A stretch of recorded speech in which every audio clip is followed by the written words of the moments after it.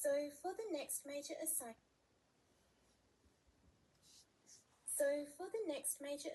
you're going to be writing a rhetorical analysis paper, looking at your chosen thematic text in a slightly different way.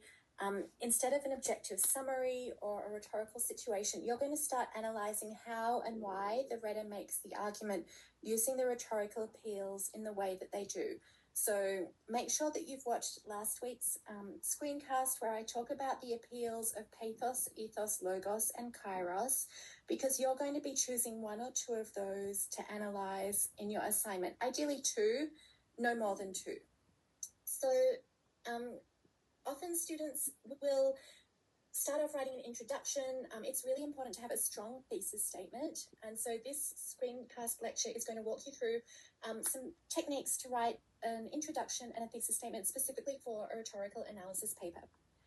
So what makes a good introduction? There are a few different things that we should look at. For the rhetorical analysis paper, you really want to have an engaging hook to draw the reader in. So that could be something like an interesting fact or statistic, maybe drawing on something from the news that's relevant to the talk that you're analysing. It could pose a question to the audience. You could also start off with a quote, but always start off with your own contextual language. Never introduce a quote in an introduction straight away. Always use your own language to lead into it. So you don't want to start off with something really dry, in the same way as like a summary does. You want something more engaging to make this interesting for your reader to engage with. You also want in the introduction, after your compelling hook, you do need to have a concise summary of the text you're engaging with. It shouldn't be as long as the summary assignment. You're going to need to be more concise. You can certainly draw on your segment 1 assignment summary to build into your introduction summary, but it should be slightly different and more concise. You also need to have that important key context that identifies the rhetorical situation, who the reader is, who is the audience, what is their purpose, and where and when the article was published or the TED Talk or speech was given. You also need to give a sense of the exigence. So why does this speech matter? What's important about it? And importantly, you need to end your introduction with your thesis statement.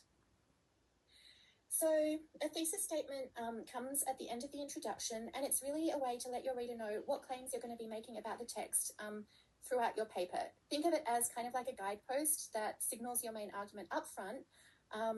And when we don't have a thesis statement in an introduction, it just makes it harder to read. We're constantly trying to figure out the main argument ourselves as we go.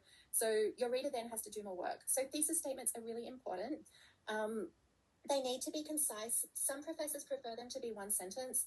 I'm okay with them being two sentences, but really they should be a concise and specific, sophisticated way of introducing your argument. They also need to have these 5 elements to them. They should be specific. So you don't want something really broad and general. You don't want to say, in this speech, Julia Gillard uses pathos, ethos, and logos. That's really general. It's kind of like a shopping list. So you want to come up with something more specific. And there are some examples towards the end that show a good, strong, specific thesis statement. And you'll also be analysing for one of the in-class activities this week, a rhetorical analysis paper by a student who has a strong, specific thesis statement. You also need to have an argument. So you don't want to just state something obvious. You don't want to just kind of summarise the rhetor's argument. You need to come up with your own argument about how and why the rhetor uses specific appeals to persuade the audience. It needs to identify the rhetorical strategies. So ideally, you don't want to name the rhetorical strategies, but you do need to give me a sense of them. And this can be tricky, right? So if you say that someone talks about their own experiences, that could be ethos, right? They could be drawing on their own experience. Or if you then go on to argument that talking about their experiences, is really moving, that, it really compels the reader and draws on their emotions, that would actually be pathos. So you need to be specific. If you are talking about pathos in your thesis statement, then ideally you should be naming maybe 1 or 2 specific emotions that the rhetor is trying to draw out in their audience.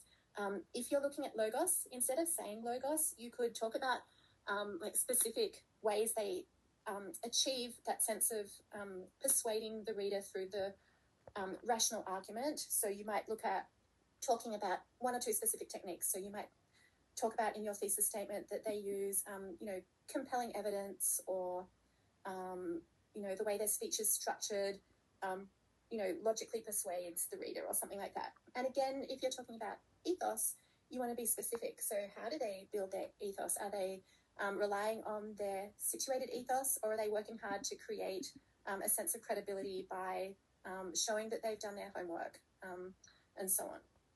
You also need to show how these strategies and conceptions work towards particular effects. So don't just talk about what appeal is being used,